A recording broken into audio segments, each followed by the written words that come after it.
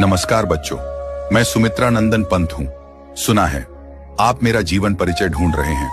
अब मेरा जीवन परिचय है तो मैं ही बता देता हूँ। तो बच्चों, मैं कविवर सुमित्रा नंदन पंत। मेरा जन्म हिमालय के वर्तमान उत्तराखंड के अल्मोड़ा के निकट बागेश्वर जिले के कौसानी ग्राम में 20 मई 1900 ईस्वी में हुआ था। मेरे जन्म के कुछ घंटे बाद ही मां का निधन हो गया।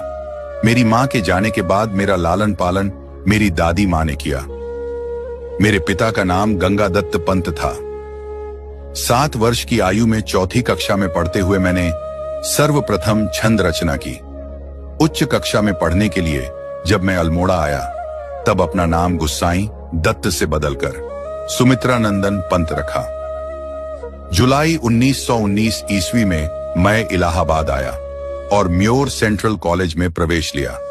लेकिन 1921 ईस्वी में महात्मा गांधी के आह्वान पर मैंने कॉलेज छोड़ दिया और अपने कोमल स्वभाव के कारण सत्याग्रह में सम्मिलित नहीं हुआ और साहित्य साधना में संलग्न हो गया।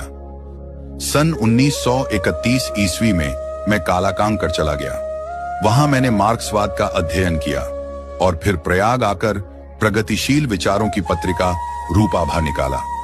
सन 1942 ईस्वी में मैंने भारत छोड़ो आंदोलन से प्रेरित होकर लोकायतन नामक सांस्कृतिक पीठ की योजना बनाई। उसे क्रियान्वित करने के लिए विश्व प्रसिद्ध नर्तक उदय शंकर से संपर्क स्थापित किया और फिर उनके साथ भारत भ्रमण को निकल पड़ा। इसी भ्रमण में श्री अरविंद से मेरा परिचय हुआ और उनके विचारों से विशेष प्रभावित हुआ। प्रयाग लौटकर मैंने अरविंद के दर्शन से प्रभावित अनेक काव्य संकलन प्रकाशित किए, जैसे स्वर्ण किरण, स्वर्ण धूलि, उत्तरा आदि। सन 1950 ईस्वी में मैं आकाशवाणी से संबद्ध हुआ और प्रयाग में रहकर स्वच्छंद रूप से साहित्य सृजन करता रहा। मैंने कला और बूढ़ा चांद पर साहित्य अकादमी, लोकायतन पर सोवियत और चिदंबरा पर ज्ञानपीठ पुरस्कार प्राप्त किया।